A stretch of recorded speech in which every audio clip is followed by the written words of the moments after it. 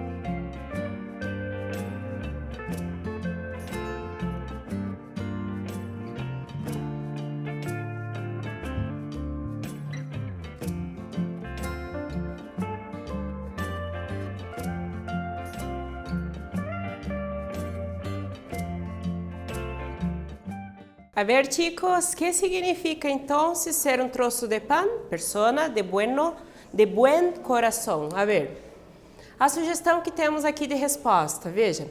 Alfonso, tu sempre estás dispuesto a ajudar a todos. És um pedaço de pan. Dá para colocar também, pedaço de pan.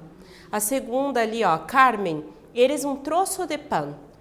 Não era necessário que me trajesses um regalo, não era necessário que você trouxesse este presente para mim. Você é um elogio, né? Um troço de pão, você é ótima, muito querida mesmo. A continuação, expressões e dichos populares, vamos conhecer alguns outros. Ahogar-se em um vaso de água. Dar-lhe muita importância a algo que não la tiene, tá? Afogar-se em um copo de água. Hacer la vista gorda, né? Fazer vista grossa da língua portuguesa. O que significa? Fingir que não se ha visto algo. A outra, dar la lata a alguém. Dar la lata a alguém é molestar, fastidiar. É você deixar alguém chateado, certo? Poner-se las pilas. Poner dedicação e esforço em uma tarefa. Ir-se por las ramas significa alejar-se do tema principal, então se distanciar do tema principal de uma conversação ou de um assunto. La outra, romper el hielo, romper o gelo, né? Terminar com uma situação tensa. Atividade 2, vamos lá. Já has passado por uma situação de ahogar-se em um vaso de água? Escreve uma frase motivadora a alguém que está se ahogando em um vaso de água, tá? Então a gente já viu o que significa a expressão, dar muita importância a alguma coisa que muitas vezes nem tem tanta importância assim, né? Que tem uma solução. Então você vai escrever uma frase motivando alguém que está passando por uma situação difícil, que está desesperado, utilizando essa expressão. Um tempinho para você fazer aí a atividade, já voltamos para corrigir.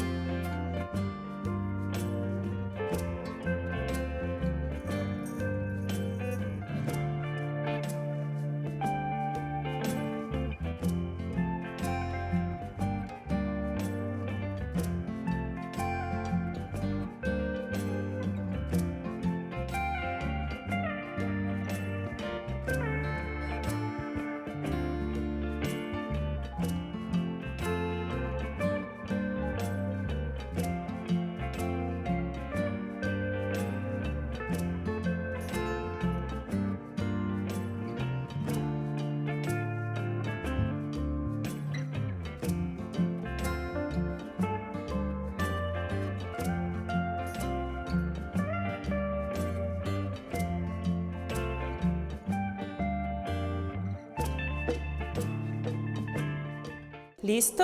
A ver, então, vamos ver aqui uma sugestão, tá? De resposta. A tua, com certeza, está diferente. Você escreveu aí de acordo com a situação que você pensou, com a pessoa que você conhece, tá? Então, amigo, no te ahogues em um vaso de água. Isso é fácil de resolver. Então, não precisava ser uma frase muito complicada ou difícil, mas simples assim como essa, bien? Leia a historieta. No sé qué le pasa a Marcos. Últimamente está enfadado com todo el mundo e todo le parece mal. Está em idade del pavo. Então temos ali la madre, el padre e el hijo. Mãe, pai, filho. Nessa situação aqui o filho parece bastante nervoso e a mãe diz assim, eu não sei o que está acontecendo com o Marcos. Ultimamente ele tá chateado, tá bravo com todo mundo, tá nervoso, parece que nada tá bom. E o pai aparece ali calmamente e diz assim, está em la edad del pavo. O que será que significa isso? Que significa estar em la edad del pavo? Esto ya te ha pasado?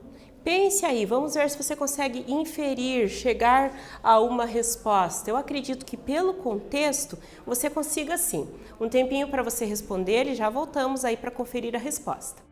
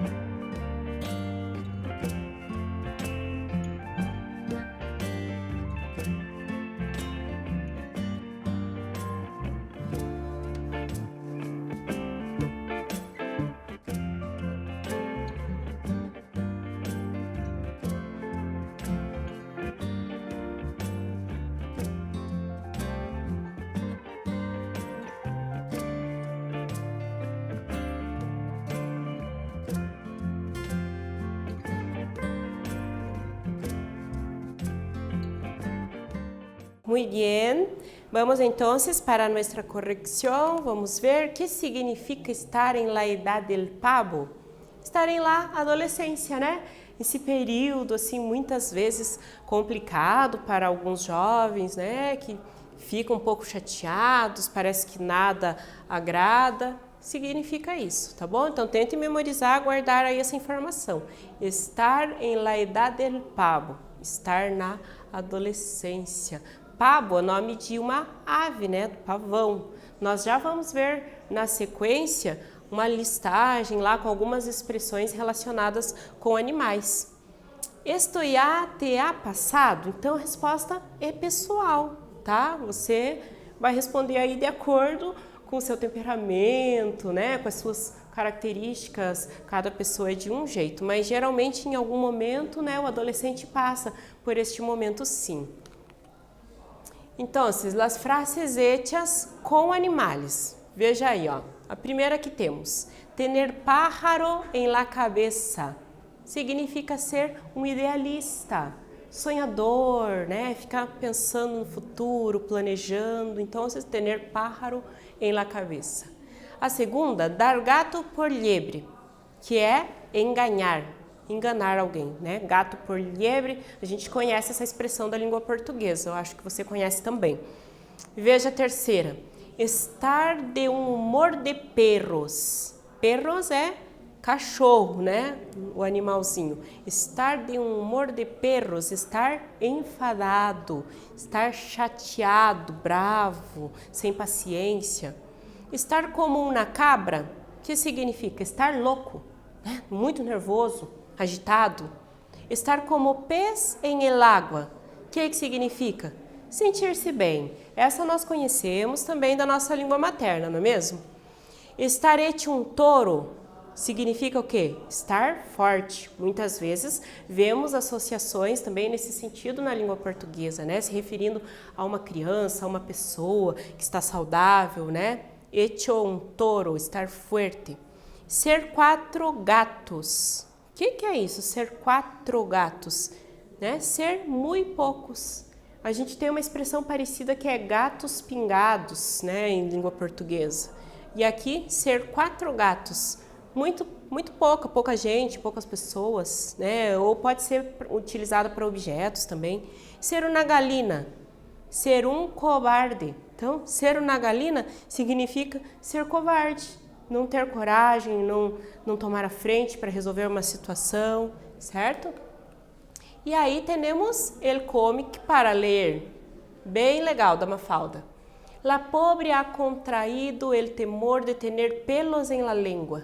Agora veja, o que significa aí tener pelos en la lengua? Quando alguém não tiene pelos en la lengua, significa que dice las cosas com facilidade e sem dificuldade, tá?